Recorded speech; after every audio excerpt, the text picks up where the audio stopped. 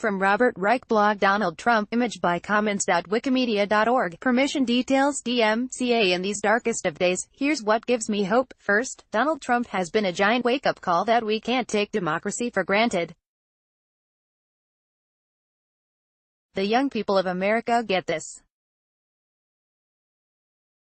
I've been teaching for 40 years and I don't recall a generation as committed to social justice, reforming this country, and making it work for all and not just a few. Look at those kids in Parkland, Florida. Or the millions more who are getting involved in their communities and in politics.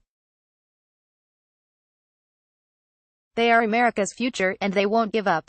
The second thing that makes me optimistic is occurring at the grassroots of America, where there's more activism than I remember in half a century. They and thousands of other groups and millions of Americans are united by a commitment to end abuses of power, whether by sexual predators, or the police, the National Rifle Association, or billionaires out to undermine our democracy. Third, fueled by Trump's election, more women are running for office than ever before. According to Emily's List, more than 36,000 women are interested in running for office in 2018 and beyond. By comparison, 920 women contacted Emily's List in the 2016 campaign. Fourth, I'm optimistic because America's history shows that every time we've gotten off track, Americans mobilized to get our country back on track. We did this after the Gilded Age of the 1880s and 1890s, when robber barons monopolized the economy, politics was poisoned by money, and poverty, and disease, and horrendous working conditions claimed thousands of lives each year.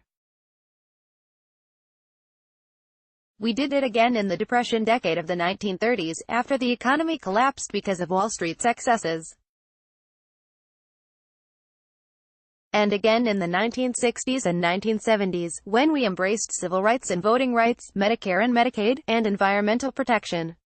If history teaches us anything, we will again reform the system.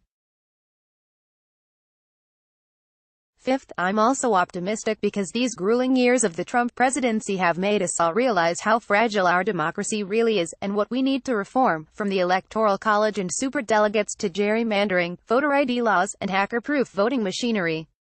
And most of us now know how important it is to vote.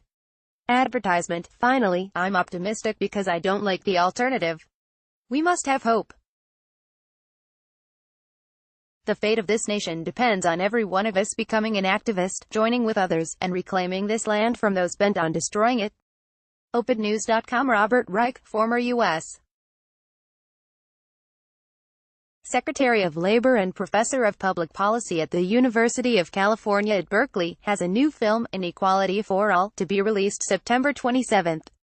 He blogs at www.robertreich.org.